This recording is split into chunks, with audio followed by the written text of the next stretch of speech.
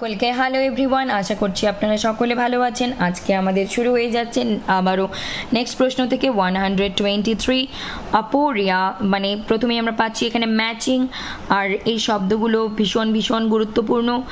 প্রথমেই আমরা পাচ্ছি যে একটা টার্ম, চারদিকে মানে একদিকে চারটে টার্ম আর একদিকে চারটে ডেফিনেশন, সেগুলোকে ম্যাচিং করে বলতে হবে। তো আপোরিয়া, ইকন অ্যান্ড এনকমিয়াম অ্যান্ড হেজিওগ্রাফি, এর মধ্যে কিন্তু অ্যাপোরিয়া অ্যান্ড হেজিওগ্রাফি আমাদের খুবই পরিচিত।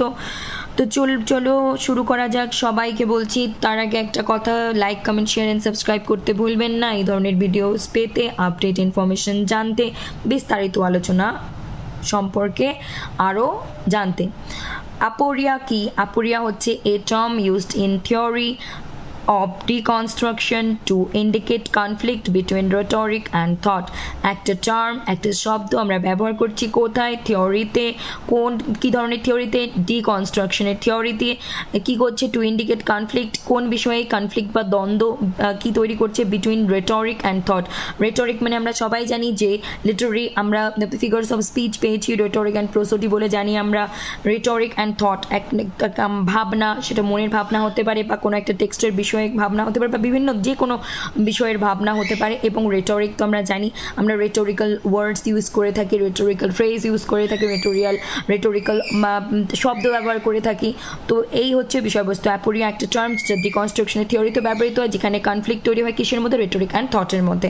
নেক্সট আমরা পাচ্ছি ইকন, বা এটাকে কি বলবো, ইকনস। তো এখানে আমরা এটা কি হচ্ছে? Technical term in structuralist theory that implies utterance. এটা একটা টেকনিক্যাল টার্ম আমরা স্ট্রাকচারালিস্ট থিওরিতে পেয়েছি, সেটা কি ইমপ্লাইজ করে? এটা হচ্ছে আটরেন্স। নেক্সট হচ্ছে এনকমিয়াম, যেটার মানে কি দাঁড়াচ্ছে? এনকমিয়াম মানে হচ্ছে যে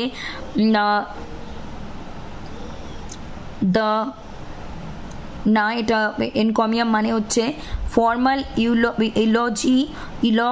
eulogy in prose or verse to glorify people, objects or ideas। এনকমিয়াম মানে হচ্ছে যে ফর্মাল ইলগ কি, এটা যখন আমি লিটারি টার্মস নিয়ে আলোচনা করব সেখানে বলবো এলিজি কি, এগুলো নিয়ে। ইন প্রোজ অর ভার্স মানে গদ্যতেও হতে পারে, পদ্যতেও হতে পারে, পোয়েট্রিতেও হতে পারে, গল্পেও হতে পারে, ভার্স পোর্স দুটোতেই হতে পারে। Two glorify people, objects or ideas মানে কোনো ব্যক্তিকেও গ্লোরিফাই করা যেতে পারে, কোনো অবজেক্ট বা কোনো বিষয়বস্তুকেও গ্লোরিফাই করা যেতে পারে, আবার কোনো আইডিয়া, কারো কোনো ধারণা, কনসেপ্টকেও কিন্তু গ্লোরিফাই করা যেতে পারে, সেটা হলো এনকমিয়াম। তারপর হচ্ছে হ্যাজিওগ্রাফি কি? The writing or study of the lifes of the saints মানে কি? সন্ন্যাসী, সাধু সন্ত, এনাদের জীবন নিয়ে যে আমরা লেখাগুলো লিখি সেগুলোকে আমরা বলে থাকি হ্যাজিওগ্রাফি। এটা কিন্তু আমরা যখন old English period, Anglo section পিরিয়ডে পড়ি তখনই এই ওয়ার্ডটা আমরা পাই প্রথম দিকে, হ্যাজিওগ্রাফি। আরও আছে প্যালিওগ্রাফি, হাজিওগ্রাফি, আমার নিজের খাতায় নোট করা আছে, আমি অন্য একদিন শেয়ার করব। নেক্সট আছে 124 নাম্বার কোয়েশ্চেন। তো এখানে আপোরিয়া কিন্তু ডিকনস্ট্রাকশন আমাদের যাক দেরিদার সঙ্গে এই কনসেপ্ট যুক্ত। তো অ্যাপোরিয়ার সংজ্ঞা হিসেবে এসেছে, অ্যাপোরিয়া কার সঙ্গে যুক্ত, বা আরও অন্যান্যভাবে এর যে সমার্থক শব্দ এগুলো দিয়েও দিতে পারে ম্যাচিং করা, অ্যাপোরিয়া কি, হ্যাজিওগ্রাফি কি। তো একটা করে কি টার্ম, কি ওয়ার্ড মনে রাখতে হবে। যখনই হ্যাজিওগ্রাফি সেইন্ট মানে সাধু সন্তর যে জীবনী, সন্ন্যাসীদের জীবন নিয়ে লেখা, দ্যাট ইজ হ্যাজিওগ্রাফি। যখনই আপোরিয়া তখনই কি থাকবে? একটা কনফ্লিক্ট, কিসের মধ্যে? কনফ্লিক্ট বিটুইন থট রেটরিক, মানে একটা দ্বন্দ্ব, একটা কোনো মানে কি বলবো, একদম ক্লিয়ার কাট কিছু একটা স্বচ্ছভাবে আমরা পাচ্ছি না, কোথাও একটা কিছু মানে ঝাপসা থেকে যাচ্ছে, আমাদের বুঝতে অসুবিধা হচ্ছে, এরকম একটা বিষয়। ঠিক আছে, কনফ্লিক্ট একটা দ্বন্দ্বকে বোঝাবে। আর এনকমিয়াম তো বলেই যে কারোর কোনো কবিতায় বা কোনো গল্পের মধ্যে আমরা গ্লোরিফাই করব কাকে নিয়ে, সেটা ব্যক্তি হতে পারে, বস্তু হতে পারে, আবার কোনো ধারণা হতে পারে। আর এই যে ইকনস বলবো না ইকন বলবো আমি, তো এটাকে নিয়ে আমি আর একটু, যেটা আমার জানা নেই, আর একটু ডিটেলসে পড়ে বলতে হবে। তাও এখানে ম্যাচিং হিসেবে তাহলে option 3 is correct here. Next 124 number question, who among the following observed that nothing can please many and please long but just representations of general nature? এটা একটা উদ্ধৃতি। হু among the following observed that, কে এই বিষয়টাকে, এই লাইনটাকে, উদ্ধৃতিটাকে observe করেছেন, দেখেছেন, ভেবেছেন, কে? Philip Sidney, Samuel Johnson, S T. Coleridge, William Wordsworth. অবশ্যই option B is correct, Samuel Johnson. কিন্তু এখানে চারজন ফিগারই হলো মোস্ট ইম্পর্টেন্ট টপিক। এখানে 5 স্টার দিয়ে দিলে ক্ষতি নেই, মানে এটা 5 স্টার টপিক বলা যেতে পারে। চারজনকেই ওনাদের পোয়েট্রি, ওনাদের ক্রিটিক্যাল ওয়ার্কস, ওনাদের এসে, ওনাদের লেখা ড্রামা, ওনাদের লেখা মানে আরও যদি কী কী আছে নেই কবিতা টবিতা সব কিছু পড়তে হবে, তাও আবার ইন ডিটেলস। নেক্সট আমরা পাচ্ছি 125 নাম্বার কোয়েশ্চেন।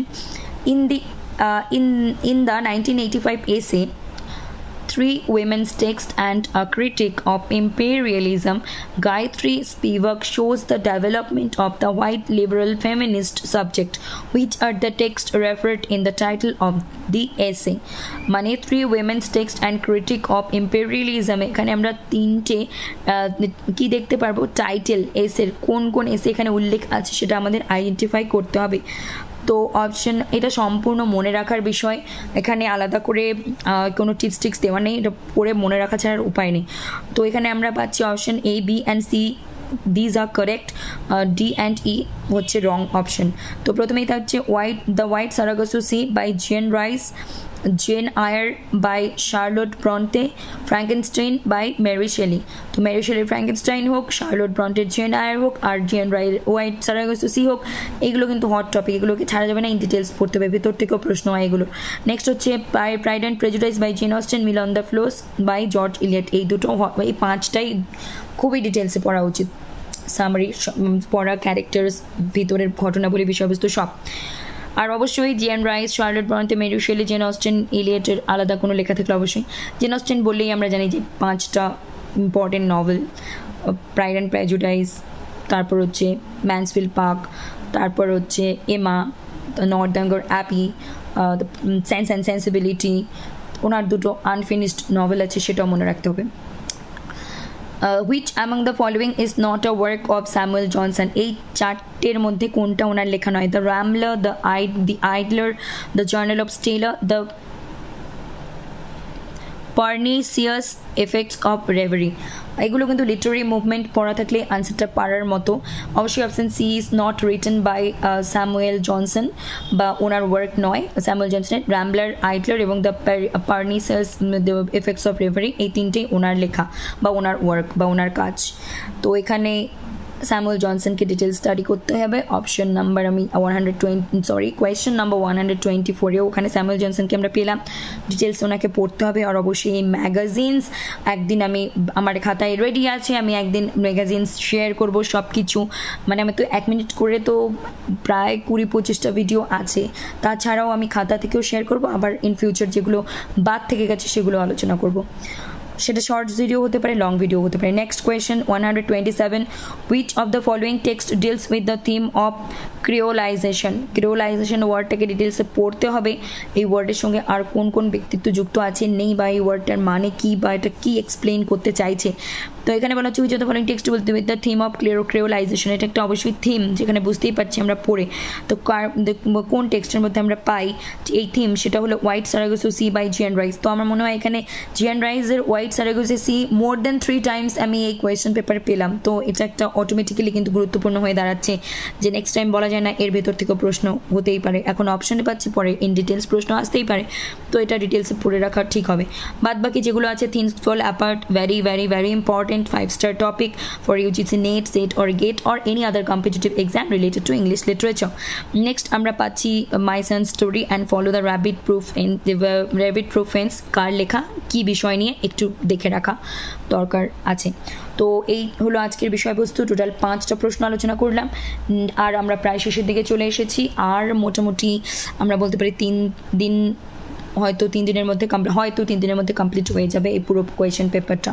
আর তারপর আমরা অবশ্যই আমাদের দলিত লিটারেচার চলবে, তারপর কালচারাল স্টাডিজ, লিটারি টার্মস, তারপর paper 1 and syllabus decoding, most important syllabus ডিকোডিংও আমি শুরু করে দেবো। এই কোয়েশ্চেন পেপারটা কমপ্লিট করে ভাবছি, দেখি নেক্সট উইকে যদি কমপ্লিট হয়ে যায় দেন আমি শুরু করবো, আর না হলে আরও একটা সপ্তাহ পর শুরু করতে হবে। এই প্রিভিয়াস কোয়েশ্চেনগুলো জুন 2024-এর পেপারটা কমপ্লিট করব, তার সঙ্গে দলিত লিটারেচারটা কমপ্লিট করব, তারপর আমি সিলেবাস ডিকোড করব, then cultural studies, literary terms and devices নিয়ে আলোচনা হবে।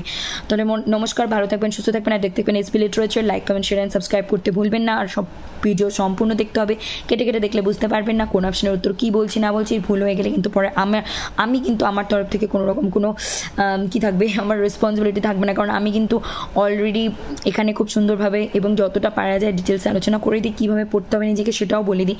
তারপর যদি কোনো কারণবশত আপনারা কেটে কেটে দেখেন কোনো অপশন দেখতে গিয়ে, মানে এটার একটা নাম্বারের কোয়েশ্চেনের অপশন আর একটা কেটে কেটে দেখতে গিয়ে এইভাবে ভুল করে ফেলেন, তখন কিন্তু সেটা অবশ্যই আমার দোষ কিন্তু হবে না। তাই যে কোনো প্রশ্নের উত্তর বা যে কোনো বিষয়ে কী বলছে ওটা ডিটেলসে শোনা এবং মনে রাখা এবং খাতায় নোট করা, এটা সম্পূর্ণ আপনাদের দায়িত্ব। বা যারা এখানে ক্যান্ডিডেট আছে এই সাবজেক্টের এই এক্সামগুলোর, তাদের অবশ্যই নিজে থেকে নোট ঠিকমতো মনোযোগ দিয়ে শুনে করতে হবে। তাই স্কিপ করা যাবে না, ভিডিও পুরোটা শুনতে হবে, মন দিয়ে শুনতে হবে, আর অবশ্যই পজ করতে হবে। একবার পুরো শুরু নিয়ে দ্বিতীয়বার যখন লিখতে শুরু করবে তখনও আমাদের ভুল যেন না হয় সেদিকে বাড়তি নজর দিতে হবে।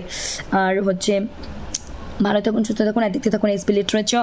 SB literature mean space of English literature. Like, comment, share and subscribe. Like, comment, share and subscribe. Like, comment, share and subscribe. Bye.